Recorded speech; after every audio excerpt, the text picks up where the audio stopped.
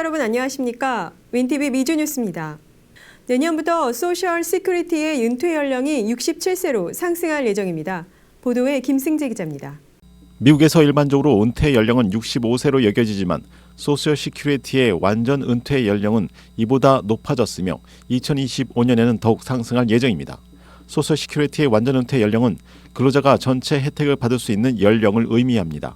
이는 근로자의 근속 연수와 소득 수준에 따라 결정됩니다.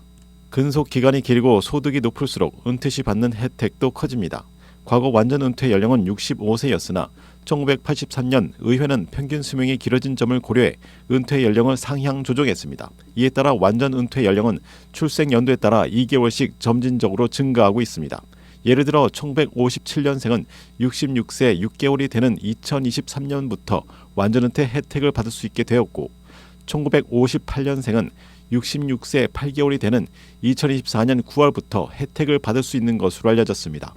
2025년에는 1959년생을 대상으로 완전 은퇴 연령이 66세 10개월로 2달 더 높아집니다. 이에 따라 1959년생은 2025년 11월부터 완전 은퇴 혜택을 받을 수 있습니다.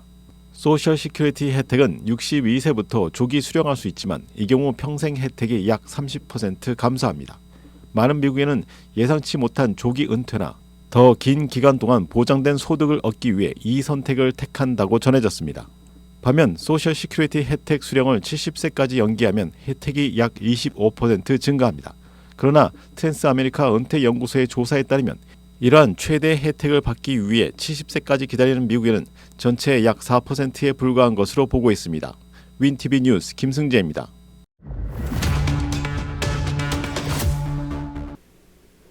미국 연방거래위원회는 호텔 결제나 이벤트 행사 때 붙는 추가 수수료를 금지하는 규정을 발표했습니다. 소비자가 온라인에서 결제 후 현장에 도착했을 때 더 이상 추가 비용이 발생하지 않도록 할 예정입니다. 미 연방거래위원회는 지난 17일 이른바 정크 수수료를 금지하는 규정을 발표했습니다.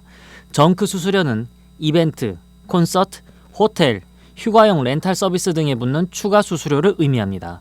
정크 수수료 때문에 소비자들은 당초 지불하려던 금액에서 더 높은 금액을 지불해야 하는 상황을 맞이하게 됩니다. 따라서 미 연방거래위원회는 소비자가 온라인에서 결제한 후 현장에 도착했을 때 더 이상 추가 비용이 발생하지 않도록 총 가격을 미리 공개하도록 했습니다. 리나 칸 미 연방거래위원회 위원장은 표시되는 가격이 최종적으로 지불되는 가격이며 더 이상 소비자를 속이고 정직한 업체를 처벌하는 미스터리한 깜짝 수수료는 없을 것이라고 ABC 뉴스와 인터뷰에서 이같이 밝혔습니다. 연방거래위원회는 내년 4월경에 이 규칙이 시행되면 소비자가 이벤트 티켓이나 단기 숙박의 총 가격을 검색하는 데 낭비하는 5,300만 시간과 10년간 약 110억 달러에 해당하는 금액을 절약할 수 있다고 전했습니다. 해당 규정에 따르면 판매자는 처음부터 가격을 명확하게 표시하고 웹사이트에 총 비용을 다른 가격보다 더 눈에 잘 띄게 표시해야 합니다. 칸 위원장은 이 규정이 미국 국민에게 좀 더 명확성과 신뢰성을 제공함으로써 사기성 가격 책정 전략에 속거나 미끼에 넘어가는 느낌을 받지 않도록 해야 한다고 밝혔습니다. 윈TV 뉴스 심영재입니다. 혼다와 닛산 자동차의 합병 추진으로 세계 3위 자동차 그룹으로 도약이 가능해진다고 전문가들이 밝혔습니다. 일본 혼다와 닛산 자동차 간 합병 추진으로 완성차 공룡의 등장이 가시화되면서 글로벌 시장에 미칠 파급 효과가 주목됩니다. 18일 니온게이자의 신문과 NHK에 따르면 양사는 지주회사를 설립해 그 산하에 합류하는 방식을 검토 중이며 조만간 양해각서를 체결할 전망입니다. 혼다와 닛산은 올해 3월부터 전기차와 차량 소프트웨어 분야 협력을 논의해왔으며 8월부터는 자동차 소프트웨어와 부품의 표준화 등 포괄적인 업무 제휴 방안을 협의해왔습니다. 이번 통합이 성사될 경우 닛산이 최대 주주로 있는 미쓰비시 모터스까지 포함될 가능성이 큽니다. 이에 따라 도요타를 제외한 일본 2위에서 4위 자동차 업체가 하나로 통합되며 연간 통합 판매량이 800만 대를 넘어 현대 기아를 제치고 세계 3위 자동차 그룹으로 올라설 수 있다고 전문가들은 분석했습니다. 그렇지만 한국 내 자동차 업계 관계자는 선두업체 간의 플러스 합병이라기보다는 경영난 상황에서 나온 고육직책이라며 중복 판매망을 제거하다 보면 두 업체의 물량 총합은 오히려 줄어들 것이라고 다소 비관적인 전망을 내놨습니다. 2022년 세계 자동차 그룹 신차 판매량 순위를 보면 도요타 그룹이 1123만 대로 1위를 차지했고 폭스바겐 그룹 923만 대, 현대차 그룹 730만 대가 각각 2위와 3위를 기록했습니다. NHK는 혼다와 닛산의 통합 논의는 전기차와 자율주행 기술 소프트웨어 개발에 필요한 대규모 투자 부담이 주요 배경이라고 보도했습니다. 윈티비 뉴스 심영재입니다.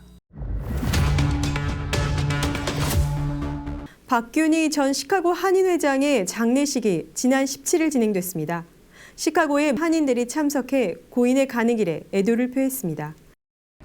고 박균희 전 시카고 한인회장의 장례식이 17일 오후 6시 나일즈의 콜로니얼 장의사에서 거행됐습니다. 장례는 고 박균희 전 회장의 친형인 박판희 씨 등이 참석하여 가족장으로 조용히 치러졌습니다. 또한 박해달 전 회장을 비롯 서정일, 김종갑, 정종화, 이성배, 그리고 최은주 현 시카고 한인회장 등도 참석해 고인에 대한 애도의 뜻을 표시했습니다. 고인이 소속됐던 달리기 클럽 멤버들과 가까운 지인들도 자리에 고인을 떠나보내며 슬픔을 달랬습니다. 그 외 타주에서는 유진철 전 미주청년 회장을 비롯 미 연방 총한인회 정명훈 총회장, 김백현 정무수석 등이 참석해 고인을 추모했습니다. 한편 고 박균희 제24대 시카고 한인회장은 1999년부터 2001년까지 역임했으며 미주 총연에서는 제27대, 28대 총회장을 역임했습니다. 고인의 유족으로는 부인과 일남, 일녀가 있습니다. 미주 뉴스 이전봉입니다. 워싱턴 DC의 한 레스토랑에서 저녁 8시 30분 이후에 30세 미만의 고객 출입을 금한다고 밝혀 논란이 됐습니다. 전성구 기자가 보도합니다. 미국 워싱턴 DC에 위치한 한 레스토랑이 저녁 시간대 30세 미만 손님의 출입을 제한해 논란이 일고 있습니다. 일명 미국판 노키즈존이라 불리는 이번 조치에 대해 식당 측은 주택가 인근에서 발생하는 소음을 줄이고 쾌적한 식사 환경을 제공하기 위한 불가피한 결정이라고 설명했으나 이를 차별로 간주해 인권법 위반을 지적하는 목소리도 나오고 있습니다. 17일 현지 시간 워싱턴 포스트에 따르면 워싱턴 DC 캐피톨 힐에 위치한 지중해 레스토랑 카페 에잇은 지난달 27일 인스타그램을 통해 저녁 8시 30분 이후 30세 미만 고객의 출입을 제한한다고 발표했습니다. 식당 주인 엘리프 샘은 젊은 층이 식당 앞에서 큰 소리로 음악을 틀고 차 안에서 파티를 벌이는 등 문제가 반복되었다고 말하며 이번 조치의 배경을 설명했습니다. 그는 또 몇 달 전 아버지가 식당 근처에서 10대들에게 폭행당하고 최근엔 총기를 소지한 젊은 남성들이 식당에 들어오려는 일이 있었다고 덧붙였습니다. 또한 이번 조치는 엄격한 규정보다는 선호도에 가깝다며 30세 미만이라도 나이 많은 가족이나 친구와 함께 방문할 경우 환영한다고 밝혔습니다. 윈티비 뉴스 전성구입니다. 일리노이, 미네소타, 위스콘신주에서 판매된 1728개의 피자가 리콜됐습니다. 천여 개의 피자에 플라스틱 조각 오염의 우려가 있었습니다. 시카고에서 시작된 코니스 피자의 냉동 피자 천여 개가 플라스틱 오염 우려로 리콜됐습니다. 팔레르모 빌라사는 자발적으로 일리노이, 미네소타, 위스콘신주의 식료품점에서 판매된 코니스 신크러스트 치즈 냉동 피자 1728개를 리콜한다고 12월 13일 발표했습니다. 해당 제품은 11월 27일에 유효기간이 만료된 것으로 현재는 판매되지 않고 있습니다.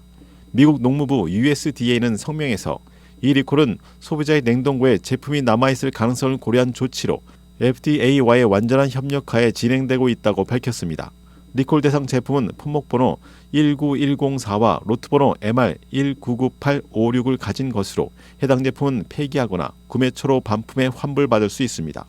윈티비 뉴스 김승재입니다. 시카고 로컬 뉴스입니다. 에드워킷 헬스케어가 시카고 남부 지역에 10억 달러를 투자해 병원 시설을 확충할 예정입니다. 에드워킷 헬스케어가 시카고 남부 지역에 10억 달러를 투자해 병원 시설을 확충할 예정입니다. 확충되는 시설에는 외래 환자를 받을 수 있는 새로운 의료센터를 마련하는 것을 비롯해 트리니티 병원 시설을 대체하는 새로운 병원을 건축하는 것 등이 골자입니다. 이러한 투자는 시카고 남부와 북부 지역 주민들의 기대 수명이 30년의 갭이 있다는 조사 결과에 따라 그런 차이를 줄이려는 한 가지 방안이 될 것이란 지적입니다. 5억 달러에 달하는 외래 환자를 위한 시설 확충으로 8만 5천 개 이상의 진료 예약을 받을 수 있는 것으로 기대되고 있습니다. 또한 3억 달러를 투자해 US 스틸 사우스 웍스 자리에 52개 침대가 있는 병원을 새로 짓습니다. 새 병원 건축은 현재의 트리니티 병원이 115년 이상 된 시설이므로 이를 대체하기 위한 프로젝트로 추진됩니다. 에드보키 측은 신설되는 의료시설로 인해 향후 3년 안에 1,000명의 직원도 새로 고용될 수 있을 것으로 내다봤습니다.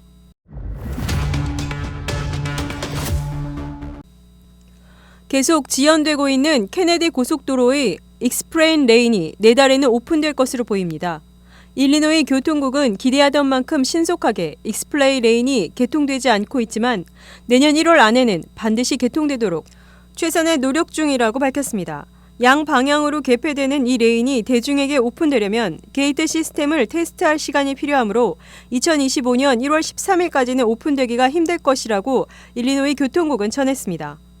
그리고 레인의 시스템 작동 테스트는 내년 1월 2일부터 시작될 예정이라고 덧붙였습니다. 일리노이 교통국 측은 케네디 프로젝트는 고도의 기술이 요하는 작업으로 인해 시간과 노력이 배로 들었다. 무엇보다 시민들의 안전을 위해 믿을 수 있는 시스템을 정착시킨다는 목표로 마무리 작업을 펼치고 있다고 밝혔습니다. 시카고 메트로폴리탄 지역의 메트로와 CTA가 주민들에게 무료 탑승을 제공합니다. 뉴 이어스 이브 즉 12월 31일 오후 6시부터 시카고 다운타운에서 출발하거나 도착하는 열차에 대해 실시한다고 메트라 에이전시는 밝혔습니다. 그리고 오후 7시 이후부터는 열차 내 주류 반입은 금지됩니다. CTA는 12월 31일 밤 10시부터 새해 1월 1일 새벽 4시까지 무료 승차를 실시하며 모든 CTA 버스와 열차가 해당된다고 에이전시는 전했습니다. 뉴스를 마칩니다. 시청해주신 여러분 고맙습니다.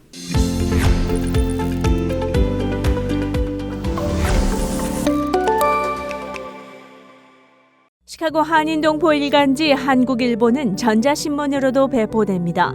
시카고 한국일보 무료 신문은 가까운 한인식당이나 마켓에서 볼 수 있습니다.